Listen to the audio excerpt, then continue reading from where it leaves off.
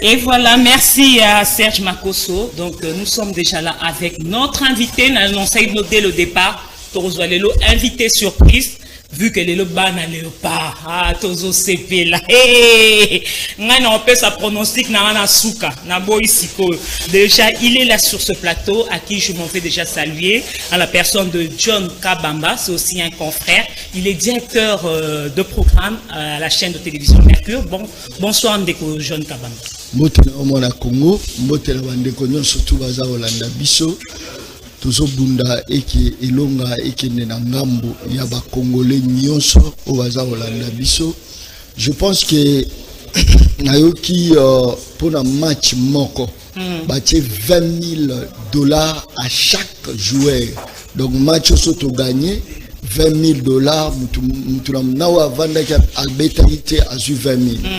Nayoki lisusu homme politique moko atie na bimoko so léopard atie bimoko 50,000 na bimoko 50,000 donc soit atie 7 bi à plus ou moins 70,000 donc soit atie 2 bi à la 100,000 donc ils a déjà motivation au ngai na moni lelo que no ba continue biso ba yebi pour na résultat salama il faut motivation mais pour na nini pété ba tchaka motivation na ba policier on moni que baebi que pour léopard a gagné faut motivation mais ce que ba sanga motivation ni ba tela ba policier pour ba sécuriser biso bien c'est ça maintenant le problème ils ont ndenge mabete songa na koko baksa oyebi lelo za match munene o tozo beta et en plus pe motivation na ba président yemoko numéro 1 ya mboka lo bakito tcha tous les moyens en jeu pour na ba joueur quand yo katami ba nunu pezala ba mbongo na pozo tanga ba ndongo musu toza ko vivre dans le temps.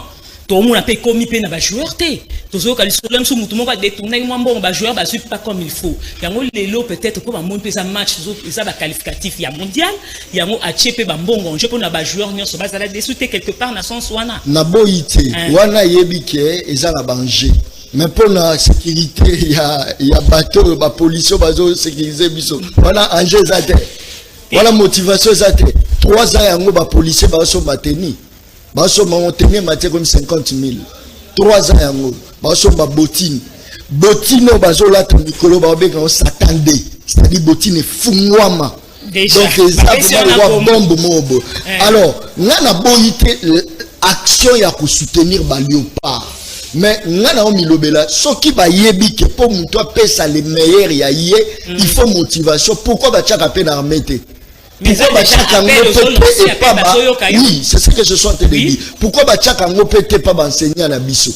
Parce que l'autre moni joueur moko, ba betara 90 minutes. So le match vidé kaboé à $20,000. So imaginez-vous que Bazouka enseignant. Ba biso soka année vidé, Bachaka année. Mais on va 90 minutes. Mais Bachaka année, so année vidé, bo tangi si bien résultat bien bon on a $20,000. Imaginez-vous qu'est-ce que ça peut donner? Vous voyez? Donc, certes, aujourd'hui, au Mata, au Kita, même na Bali, même na Armée, même na Moussala, pour ça, le résultat est bien, il faut motivation. Au moment où les léopards ont gagné. Pourquoi? Parce qu'au Mata, au Kita a gagné. Pour bâtir les moyens, il y a encore des privés. Oh ba motivation na ndenge na bango mais pour le policier on va garder biso policier a na téléphone il y a 8,000 francs bazo sécuriser muto a na téléphone il y a $700 imaginez-vous policier oyo un adjudant chef azo futama 185,000 francs congolais yozo c'est le résultat. Aujourd'hui, c'est la population ça moninga na yo sécuriser les salariés pour ça. À mon salaire parce que yépe azana droit ya ko vivre. Bazana basi na bango, baso médicaux na bango, bazana bana na bango, il faut ba scolariser bango, bazana makambo belo bana ngo pour ça. Aujourd'hui yango ngala zolo bakeno, bakanga ba policier na ba soldat monoko, bazaka na syndicat, biso population. Policier atakasaka yo azo biso ke yo ne batikela autorisation koloba na ko manifester bon manifester pour la biso pour ceux qui peuvent biso bino boza na sécurité te boza na sécurité aujourd'hui tout le monde a la drapeau a la reste ya moka pour la loisir parce que léopard azobeta. Mais pourquoi ne pas tout la drapeau wana na mitema chaque jour de peur que ministre azolanda ngai on a mobilisé batu on sombeli batu ba billet on a lobby que après match akozwa kokanga ba stand ba bloc belé mais pour la nini bo détourner mbongo ba congolais mais lelo bo mibengi ba patriote parce que léopard azobeta. Parce que on a ma caméra, parce que on a ma distraction. Mais pourquoi ne pas? Non, l'État, on a trésor public, en fait, que ça la mise à la pour Congolais, tout va se retrouver. C'est bon de que John Kabamba, tout ça continue. Madame, le nom, on a papa social sur le léo. On a ce qui finit pour la commune, léo. Bon, on a ma mandat pour léo. Je vous dis, oh, certes, papa social. Ce qui normalement basé pour l'intérêt de la population. Les hommes du peuple. Ce qui basé au Congo, ce qui peut souffrir n'a aucun mois. Tout ça va sortir tout à battre. Homme social basali. Homme du peuple basali. Maman basali. Non. Problème de cette amie. Toza na batu o bazo gérer biso baza niveau na baza animé na mauvaise foi. Même non bango tout. Nazo so bango tout. Comment se fait-il ba tché aux gérer entreprise aux entrepreneurs on détourne mbongo ya batu yo ba nini bazan apokeri okoko sombe la basi ya bajama puta ya 3000 ya indulukable on pesa bango don et pour obliger bango il faut on filmer bango basa ba témoignage on l'expose la télévision. Oh meilleure façon yako aider mboka et ça que non yo gérer bien ko détourner mbonga mibali na bango te pour l'obéir au bimisa basi d'abord la maternité au bisa bango que non na check caméra to filmer non yo tala ba club na biso ba peu ba vite ba imana championnat monene lokola ya Vodacom Super Ligue 1 yebisa ngai puis o bazwaka champion zoka eza combien ba biso 100,000 championnat en dessous de la moyenne mais championnat sud-africain yeba que côté la moza 1 million yoko mpema mabe mais motali ya léopard mobilisation tali coût ya dépense depuis la préparation tinyoso je crois que écoutez au Kinataba c'est bon de que John Kabamba na sur appel au lancer na ba continuer so bolandi mona mboka John Kabamba mais lelo vraiment na kati ya kin matin to yambi yo pona ba to sola masolo ozaka parenthèse pour le pas réseau beta on peut de que John Kabamba s'exprimer en tant que mona mboka leli to bongisa azane na raison to bongisa ça ne va pas to bongisa pe ba côté wana zateka pona mo événement moko ba moyen yo kingani oyebani no pété mu fini kwa kingani mu fini kwa côté na obimi to santaka ote na vie quotidien batu donc lelo vraiment to bengi pona masolo ya service national boni service national. Bon, en fait, Nazara ni communicateur à service national, Nazara ni agent à service national, Nazara simple journaliste qui n'a pas d'investigation. Non, il faut la préciser parce que la quasi majorité de John a un service national par mois, Sarambongo, Bapé, Saraye, John a gâté, John Soden. Non, ça Moussala Nanga. Yosa Pemé Nambila, Yos Kessé Nambila, ni peut sa coupage. On laisse le réformer pour vous dire que non, il y a de ces gens-là à l'époque, tant Bayakiawa, Toki Sango, Oba Moïse Bayawa, au concertation, Bazo Yamba Batu, Batu Bele, Bakina, même Bissonio Sotozo, invitation. Maintenant, là, on se retrouve na Mboka, na Lovo Kuna, na Mboka, na fin fond pour la Nina Saba investigation, sur base à Makambo na Bandaki. Parce que l'âme na Banda Makambo. Ah, vous avez une chaîne Morobo, ça la propagande ya Bakuluna. Bota la Kuluna Kati, au koto bazo benge 0D, yende nzamba Bakuluna nyosa kingasani, bayebana ki ba homme politique ba komo zo bango, ba battre campagne pour na bango. Moi je suis allé tiko kene ko approcher Bakuluna. Pendant tout na pourquoi bozo sala Bakuluna wana. Ba misu balobi misale ezate. Alors moi-même personnellement je me suis dit il faut pas la plaider pour la Bakuluna parce que ça un article mon côté la constitution oyo et lobi so muta sali mabe for le ngolé nationalité congolaise. Etikala kozalate. Voilà pourquoi on a la kenda vers le général major Kasongo Kabwik pour ne pas que la ville province de Kinshasa bakulu na bazo tracasser batou mais bazo le bako sala mado bazo sala po bazangi musala. Je suis parti et aujourd'hui solution yam et Zamaki baju bakulu na baké ko formation. En tout cas ya yambo. Si on peut citer des journalistes, on va tenir na eloko, na objectivité, résultat mon ami dans moins de 6 mois, je suis parmi ces journalistes-là. Aujourd'hui, bah ben ami bah bâtisseur. Aujourd'hui, bah soit rémunération de facteur de travail. Peut-être bah soit que le gars là bah te délai. Et belé contre la police bah kamaki. Maintenant ni kulu na ko, a comme aussi bah que le kangai. Bisoto bisi bango to lobi ke kulu na produit.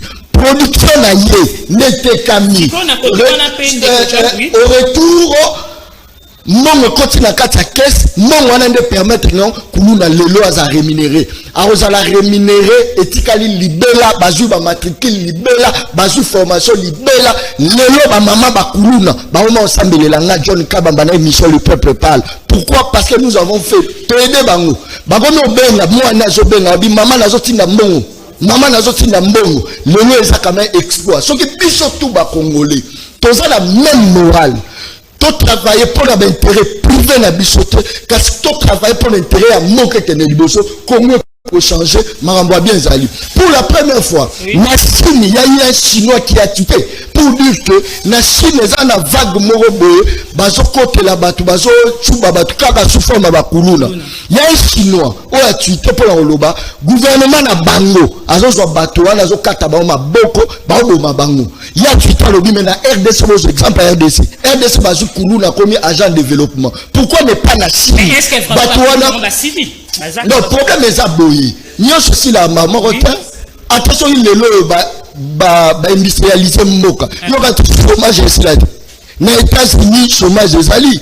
Il y a un moni tellement que la loi na bango prise en charge à Moussa les a la responsabilité à l'État. Bazana auto benga les chômeurs volontaires et les chômeurs involontaires. Chômeurs volontaires et ali l'État proposé Moussa la kasiya boyi Moussa la wana. Mais involontaire l'État proposé c'est-à-dire l'État sont au foutailler parce qu'ils ont droit à l'État européen c'est Moussa là. Ils sont payés. C'est-à-dire bah chômeurs bah aux alakaka. Neneza bah roya bah aux bakuluna Moussa bah rotikala mais au moins si c'est ça là qui de Kalawana et pour qui voyez voilà pourquoi Ngai n'a reçu la queue mon bateau le roi général major Kasongo Kabwiki le chef de l'état Félix Antoine Tshisekedi na yebisaki na liste na neza ka social et bonga son kazumi solo to azobebisa la ministère appelle son service national et que service national est commun dans 26 provinces tous en la capacité de Afrique centrale juste là tous qui dans 2 provinces to Bakisamuke na Congo central mais tu vois que dans 2 provinces à Pamba mais et ministre Congo le chef de l'État a été honoré massivement par l'intellectualisme exagéré à général-major Kasongo Kabui. Pour dire quoi? Ami, toi ennemi à Mokonzamboka. Ami à Mokonzamboka, ça, Mouto Mokonzamboka peut ses responsabilités à mettre en pratique. L'ennemi du chef de l'État, et ça, Mouto a détourné mon à l'État, mais l'équipe n'a pas fait ça ici, Bando comme ça, Fatih Béton. Fatih Béton ya kokumisa et ça quand on appelle ce poste ministère entreprise on salue un mot bien c'est ça honorer les chefs de l'État toujours exemple à Willy Bakonga Luka Willy Bakonga que il paraît que no abimaki na bamanya mo bien te mais au mona na parlement Willy Bakonga to tuni bato bando Luka mais Willy Bakonga les assiégé aujourd'hui justice ils ont protégé nam yibi na kena prison ya makala na kena prison makala le tomo est vide to kuti ba voleur nyoso ba yidi ba l'État bazate neko na mboka to seul pays au monde o moni tozo tanga ba individu na place ko tanga ba institution il fallait tout tanga ndebo moni justice et ça musala mais biso tanga chef aligneti non bozo ko tia en danger a ko en conflit na batu or muto ko en conflit na justice mitalier parce que justice c'est ça institution aujourd'hui certes je le dis avec objectivité ce qui na mboka lokola France au kiti o lokate bazo belle la députée la nzela te ezaka aw kuna badika no parlement musala ko voter ba loi musala nango za ko protéger ba population ba entreprise publique contrôle nango établissement public mais awa batu bakini musala na bango azaki journaliste ba voter parce qu'on lo baki mingi kendo voter ba loi ba ke kuna ba bamitiki bakorompe bango bazwi bambongo babimi libanda bakobosunga population pesa peuple sourire kabela peuple Congo pesa nini. Mais on t'avait envoyé, c'était pour voter des lois, c'était pour contrôler les entreprises publiques, services et établissements. C'est ce que je souhaite de dire. Peuple fongola misu to lancer déjà opération to boy distraction. Mais opération non les animes to boy distraction. Opération les juste pour la refaire référer population.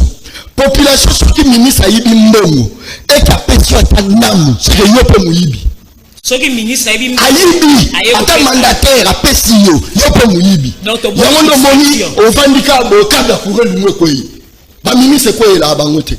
Pona nini? Bango ba kozwa bazwi namu wana ba opesa bino ba lobi maloba. Yo mona ba opesa polona bière. Attends que son ma magasin to tombola bazo basoko ya. Est-ce que opération vraiment que ça la réussite parce que na peuple déjà ils ont un problème à mentalité. Non non. Parce que déjà ça déjà cultivé dans moi mentalité moi déjà ba yebi qu'il faut vendre moi mutaye fait moi 10 000, moi 5 000 au moins te baza moi des mois te benga ka moi complexe beaucoup. Exactement. Voilà pourquoi ngai banda non na mentalité. Exactement. Ya moi ce que moni na banda na ba commune na kiti na commune na monga fula njili na kiti na okita la sensibilisation na okita sur place to banda des opérations d'ailleurs to lancer qui coûte na ba vente ya ba polo na pour soutenir biso parce que pour évoluer il faut qu'il y ait des moyens mais moyens on ne faut pas tout scoquer population c'est-à-dire polo ya propre et ça la message nango liboso nango population sombi yesko so to payer ye paquet ya batu mususu alors au moment que Congo échanger les lorsque talibien to voter mutu parce que abimisaki moi si dans la maternité to sali dona moulanga faire dona yando au retour tous les loroté les lots to voter mutu parce que final Kabila aye na agressivité Kabila biso to kanti quoi agressivité na lingi peuple te ba agressaki Kabila ke pembeni mais c'est misère pe ke pembeni est-ce que chômage ke pembeni est-ce que de l'estage que opération est sûr beaucoup atteindre toutes les communes de madame naza bien déterminé parce que là na yaki non ton yaki appui na ngai zambi ton yaki na journaliste na kutaki baya ya tanga kelasi kitoko alo ba français kitoko maza Sankara de kuta ya un illettré okuti mutu chobe dans le danger okuti mutu filmu danger na bima yoka na classe yaka la politique bakon ba député batikali ko fait ça ngata merci c'est ça le problème motuna ndoko na yambio et c'est ça linga pe abi John Kamba mokoma pe communicateur on dit général Kasongo yo pourquoi moi ndeti Sankara ya général Kasongo so ko ba téléspectateur ana kwa lotuna nga fa motuna wana ça Sankara d'écoute général Ingobani donc ça là ndeko ba journaliste les autres comment retrouver bazo ça la fait ba propagande ba politicien mususu ba biyo za trop on dit fan moko ya général Kasongo na pe so ko répondre madame moi pesa no eloko moko. N'est-ce pas tant chef de l'État, l'obéli général, a commissionné mon général, tu es exceptionnel, extra exceptionnel. Mais quand le bac est fatigué, Beto Azali, ça fait d'écoute en général. Le bang. Parce que tout le monde le bango, batu baloba na sakara d'écoute. On a la sabino que moutoyo, so de soutenir ria au sale lo. Résultat mon ami témoin. Sankara za moutoyo lo balu kuta. Sankara d'écoute za moutoyo so flat pas mon solo. Mais ce n'est pas avec moi. Na résultat mon ami coup sur coup. Kuluno wanokata machette à balusa ngoko masango komi ban obenga mutora John Kaba madame il faut ko keba na ba question mususu o tuna nga question musu peuple yini yo o ba John Kaba mbasaka de coup ba yina yo parce que résultat monani voyez donc voilà pour dire quoi en moins d'espace à 6 mois la stratégie pour produire non madame ngai na OK kuna te passer na porte-parole à service nationalité moi j'ai fait mon travail olingi na mandolo ba polo ba susaka d'écoute c'est ça le problème moi j'ai fait mon travail étant comme citoyen majeur ya kati ya mboka voilà pourquoi on continue à la même sala pour la population que kosunga Congo ezali ko détourner mbongo Congo te kosunga Congo ezate ko tshaba yiki te kosunga Congo eza posto ba pesio sala yango bien tango sala yango bien c'est ça aider la RDC lelo la kati ya mboka la biso nous avons des députés musa député ani bazo santeni c'est parce que ba manipuler population na bengi population en tout cas s'il vous plaît kozala lisu koyembela lisusu moto te papa tindio na kelasi te poza la mwana musala ya butu te papa tindio na kelasi te po ba peso musala romatisa bandero te papa tindi yo na kelasi te po zongo ke kumisaka bato te lelo moni mutu bazo tuna ye musala nino sala kazo biso ke no naza cadre na parti politique lelo to dévier lelo ba communicateur ba parti politique ba comme $1,000 ba comme respecté pendant que ba fonctionnaire ba huissier bazo souffrir lelo ba homme politique ba tout en otage mais ba nani ba resenga libération il y a population et ça ka bino mo population peuple moko capable ya robima libanda pour défendre l'individu mais incapable ya robima libanda pour défendre la sécurité pour défendre libre matinde ngeni so que matinde so tout au sécurité biso et dans nango ka bongo très bien que Félix akokana incapable ya revendiquer alors biso toye pour toute sa population moka oyo eza ya biso soki totikali ba leader politique na biso ba manipuler biso bana na bango ba otinda bango na poto ba ketanga ba kelasi ba ko détourner mbongo na biso ba kelasi bango ndenge bazawana ba ko kene ozo ba so médico libanda mboka mais ba ko détourner mbongo ya kotonga ba hôpitaux ndenge bazawana ba ko kende ko rouler à carrosse libanda ya mboka mais a ba ko détourner mbongo ya banzela yango tozo benga population ba manipuler biso mingi cette fois-ci ou jamais tous allons sous manipuler boya distraction bakabela yo mais liboso caméra te depuis la opération na ba papa social bazata donc bandi déjà au lobby des shows bandi déjà na banda tout déjà nous surtout ça déjà na banda de musala soko talibé ba papa social na ba TV ba souté soko taliba oyo bazo lexa image ya okabela bato batike mukie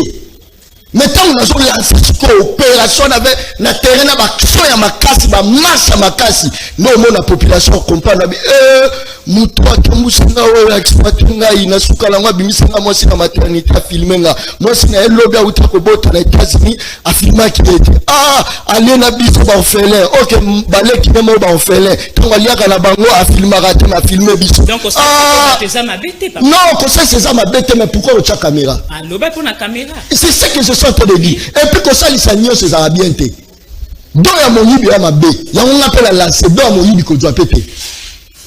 C'est bon, merci beaucoup Ndeko John Kabamba.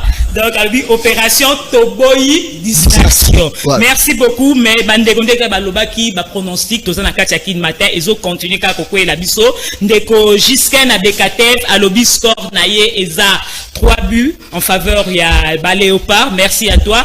Tozu Susuna Ndeko croyance à Kambo, yep 3 buts. Namon ba 3 au chiffre 3, chiffre de la résurrection. Zo continue ma casse Baléopard. Namon le logo système à 3 bolobini. Tozu Susu Ndeko Babina Ibanda yepa lobi score na ye 4 buts à 0. Yamati Tozu Ndeko Moïse Beya ya lobi 3 buts à 0. Ndeko Lumbashi patinde le biso lobi ye lelo vraiment Léopard fimbu na fimbu score exacté. Donc coup de chapeau à vous les Léopards, on a confiance en vous. Donc Ndeko John Kabamba to comme vraiment na souka na tranche na biso kin matin. Moi un mot de la fin, moi message, moi pe ba salutation. Na dernier mot pe pour na ba Léopard na biso. Omoni batutu bazo ko pesa ba score.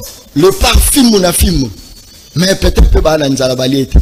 Mais les joueurs moko yo za 20 000. C'est-à-dire au moins une motivation toi na ndo ba benga patriotisme exagéré. C'est-à-dire ana nzala ma soutenir. Moi na obela na hôpital mais il y a za soutenir. Ada chômage mais il y a za soutenir. Tu vois? Mais ce qui ko ba ministre ba patriote. Mboko nyai bonga. Ba détourner mon à l'état makasi. Mon à l'état ko wa nguba.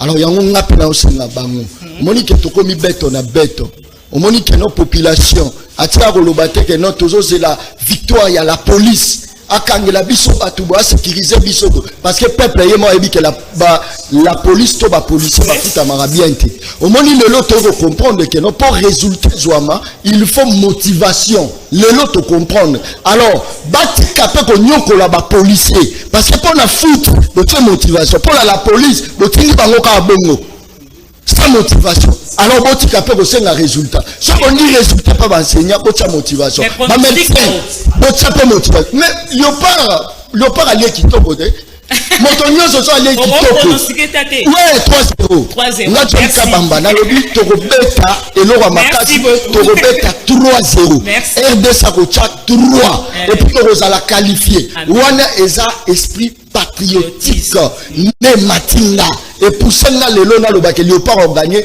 3-0 peu importe façon ba gérer bango ba pesi bango ba to pesi bango nyonso na ba chance to pesi bango même solo to pesi bango mais au moins et pas ba policier toujours c'est la résultat mais to pesi le côté et pas ba enseignant toujours c'est la résultat mais to pesi bango le côté en tout cas c'est ma koso je pense que non na pesi mbote place à Olanda de l'écossage na pesi Laurent Fabrice je pense que ça la bateau ba soutenir ngai na pesi Kim Poutoul les maestros n'a pas si mbote bandeko baza mo ebele n'a pas si bango mbote ndeko Zulu je crois que Kalamingi te pas au siège ayeba kasa la lokwa bandeko musulte to soutenir Zulu oui mais soka koti ase le roi bandeko musulte le ba voter ba loi ba komi kokabela batu ayeba ke na John Kabamba na ozala premier adversaire na ye au moins to PCP ba chance à quelque siège peut-être à ko bimiselo roi bien au biso population tozala ngo posa.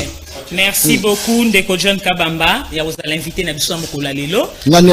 Journée malamu au Kota Stade. Na Kota ta Kota point.